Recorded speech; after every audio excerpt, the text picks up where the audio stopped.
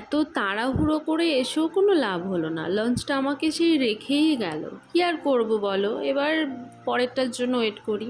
এই যে সামনে থেকে কোনো গাড়ি বেরিয়ে গেলে প্রচণ্ড কষ্ট লাগে। ঠিক আর কয়েক সেকেন্ড আগে আসতে পারলে আমি ধরতে পারতাম। যাই হোক, সেদিন ছিল আমার শ্রীরামপুরে একটা কাজ, তো তাড়াতাড়ি বেরিয়েই গেছিলাম বাড়ি থেকে।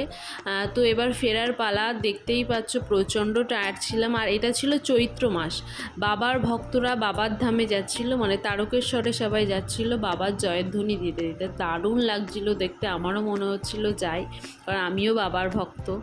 তো যাই হোক, তো সেদিন ছিল সম্ভবত পূর্ণিমা।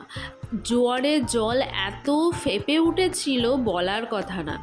এই যে আমরা লঞ্চে যাচ্ছি, মানে এমনভাবে দোলাচ্ছিল, প্রচণ্ড ভয় লাগছিল। অন্য কোনো দিন আমি এরকম দেখিনি, তোমাদেরকে এখানে আমি ভিডিওতে দেখানোর চেষ্টা করছিলাম, কিন্তু ভিডিওতে অত বোঝা যাচ্ছিল না। আর এই যে এই জায়গাটা কেমন লাগছে বলো, দারুণ লাগছিল। গঙ্গার জল পুরো ফুলে ফেঁপে রয়েছে, তার মধ্যে সূর্যের আলো, পড়ন্ত সূর্যের আলো। তো দারুণ লাগলো। তো টাটা আজকের মতো।